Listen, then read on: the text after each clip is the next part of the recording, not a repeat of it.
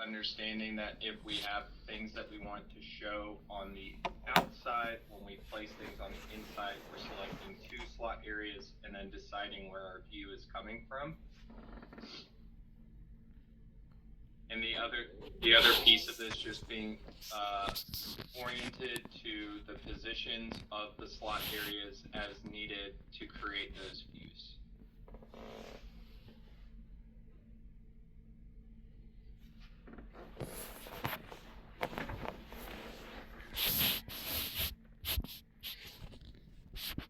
Just as an example, here you have a sheet that has a capture of the front of the panel as a shared sheet, a left wall inside and outside, right wall inside and outside, top, bottom, top inside, and bottom inside. There's a combination of all 9 body views on one sheet, the center view being a shared sheet view, and then all of our 2D slot views on a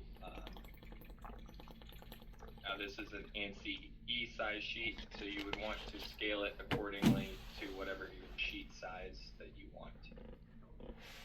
Just an added bonus as something to challenge yourself. You can try this and see how it goes. The other piece of this is moving objects in our 3D panel. So we have these pivot positions that we can use when placing objects in 3D. We come back here to our panel.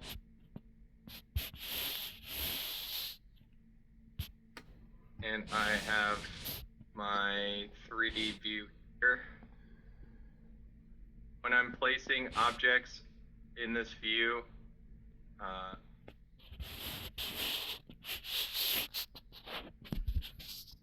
as I'm moving it, it's going to jump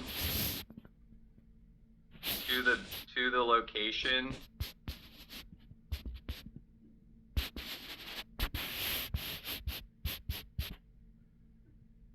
if I'm moving this object, it is automatically going to jump to the surface that it's recognizing that slot area belonging to. So one thing that can be helpful here, one is to right click and be able to pivot, so we can pivot it backwards.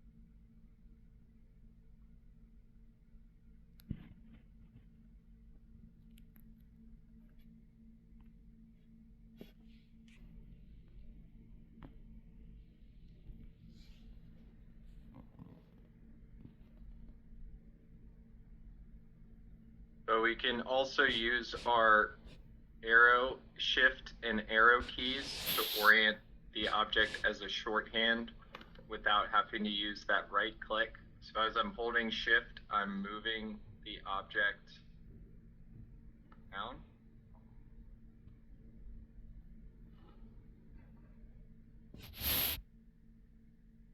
And then if I want to have a specific orientation,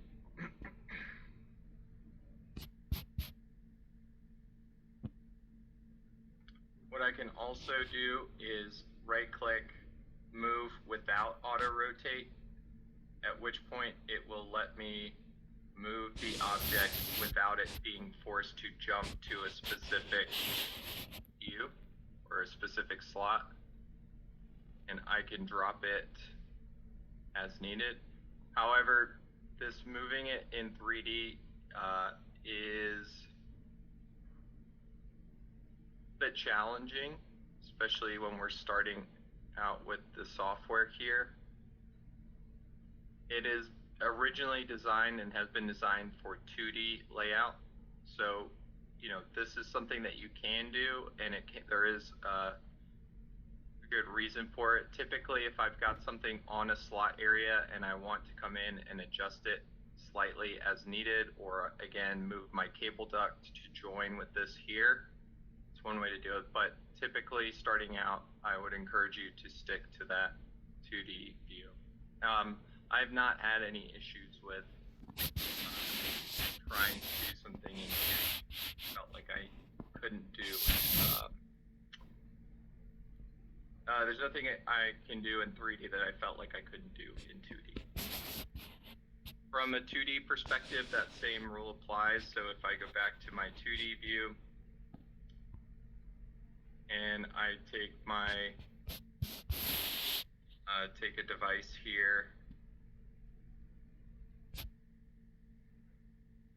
I can also hold shift and use my arrow key to rotate it as needed that way.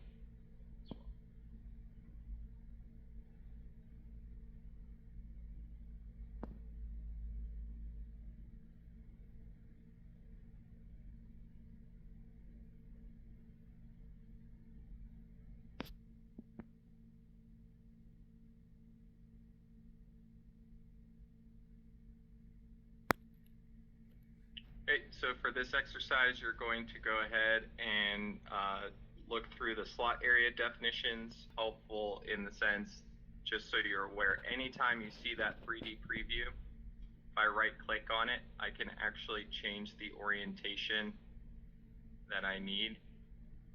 And I could move it around in here as well so that I can see it. Right clicking inside the 3D preview will pull up the orientation for you as well. So you can get a good sense of where's the front, where's the back, where are my pins,